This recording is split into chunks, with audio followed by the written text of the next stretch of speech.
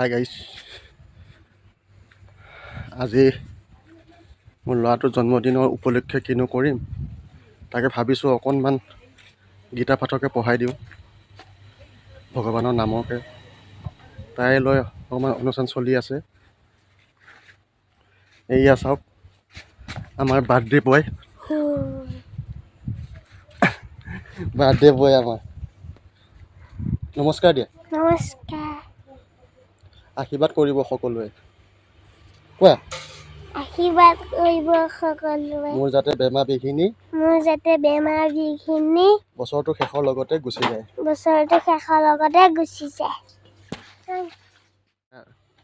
মন্দিৰক কামখিনি কৰি আছে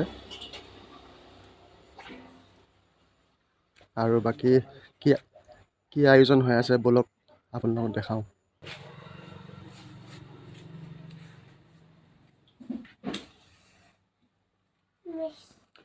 এইফালে ইয়াৰ কাৰ্যসূচী চলিয়ে আছে। এয়া আমাৰ খুৰাহে বৰ্তমান ভকত বুলিয়ে ক'ব লাগিব। এয়া মন্দিৰৰ যিখিনি মানে সহায় আয়োজনখিনি কৰি আছে আমাৰ খুৰাজনে। এইটো 21 তাৰিখে বনোৱা ভিডিঅ' হয়। মোবাইলটো অলপ বেয়া হৈ আছিলে, সেইবাবে আজিহে আপলোড কৰিছোঁ। এডিটিং কৰিব পৰা নাছিলোঁ। এয়া পাঠকে সেৱা লৈছে পাঠত বহিবৰ বাবে। এখন আসনৰ পাছৰ আসনত যিবোৰ একেবাৰে নহয়, তথাপিতো ভকতৰ আজ্ঞা কৰি আজি জীৱনৰ পোনপ্ৰথমৰ কাৰণে আসনখনৰ কীৰ্তন কৰা হ'ব।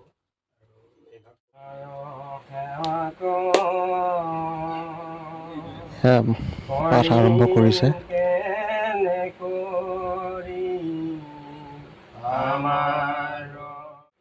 জয় হৰি গোবিন্দ নাৰায়ণ হয় ৰাম কেশৰী,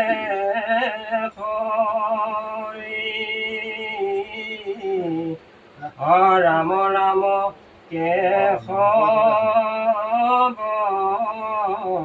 হৰি। জয় হৰি গোবিন্দ নাৰায়ণ ৰাম কেশৱ হৰি।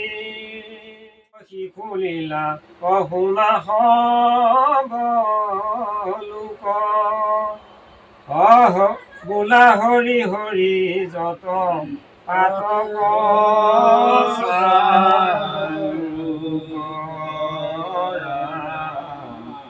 কৃষ্ণ হৰি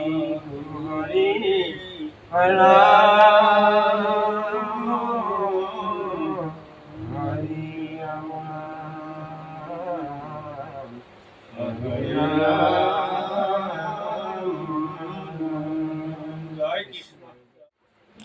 এয়া গৃহস্থই সেৱা লৈছোঁ। ৰাম হৰি গুৰু সন্তোষ হৰি। এয়া প্ৰসাদ সজাই আছে।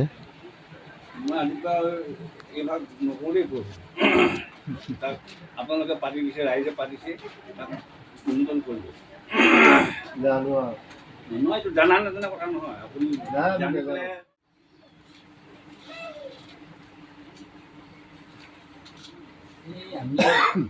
প্ৰসাদ বিতৰণ কৰিছে।